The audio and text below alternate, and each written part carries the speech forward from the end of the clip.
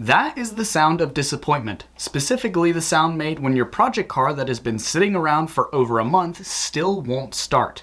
Let me tell you how I got here. In May, I bought a Triumph Spitfire with a hole in the floor so big that I can stick my foot through it, and that was not the only problem that I've been dealing with in the past 2 months of ownership. It's now the beginning of July and it has spent almost half the time I've had it on ramps. So what went wrong? The short answer is a lot.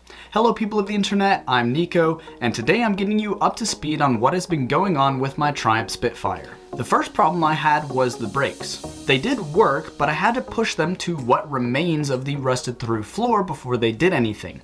Not ideal to say the least, but thankfully there was a pretty easy fix, simply throwing on a fresh set of brake pads. Now the old ones still had some life left in them, but since I'd gotten a pair with the car, it just made sense to go ahead and throw on the fresh pair, and while I was down there, I could freshen up all the moving components in the brake caliper. Easy peasy. Unfortunately, this gave me a false sense of confidence on what life would be like with a project car. Around the time I was fixing the brakes, the car was developing some issues starting. I didn't think much of it. It's a 40-year-old car, of course it'll have a hard time starting.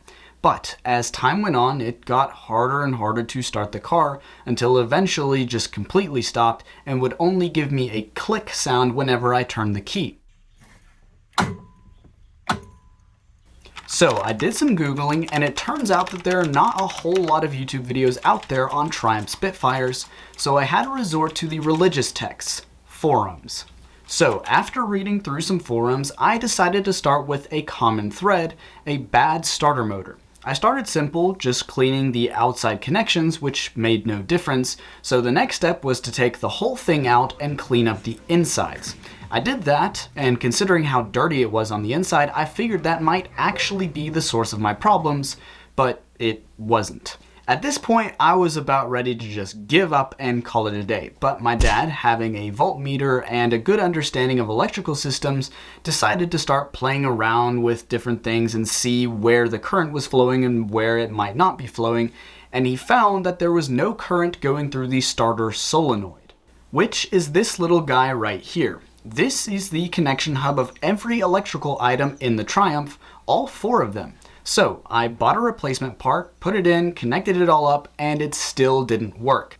So in a last-ditch effort, me and my dad started connecting wires at different points in any different combination to see what could or might happen, which resulted in either the car being completely dead or it trying to crank without turning the key to the crank position. After that, it was time to call in the big guns, to seek the wisdom of the sensei, to have a talk with the previous owner.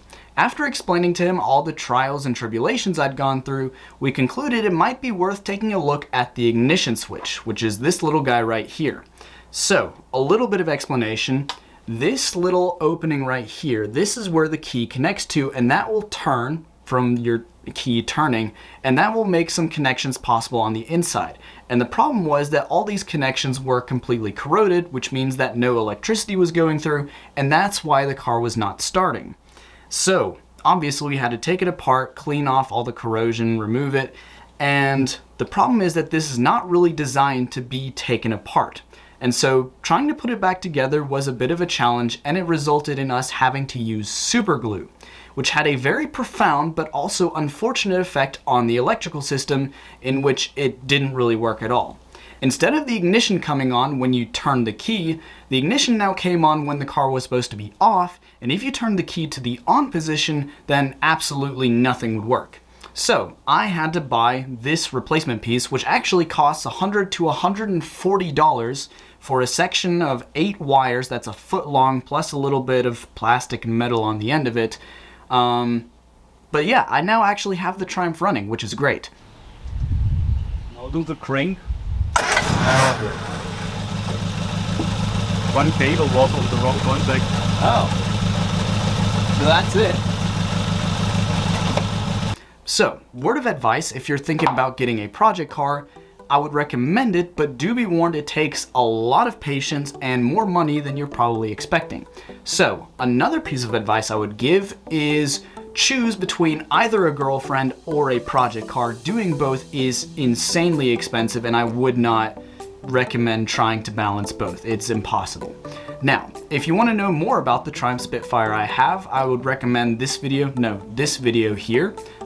It's my introductory video. I kind of explain the story of how I got it and what I have to do with it, which this kind of also helps that. But anyway, if you enjoyed this video, consider subscribing. It's free and you can always change your mind later.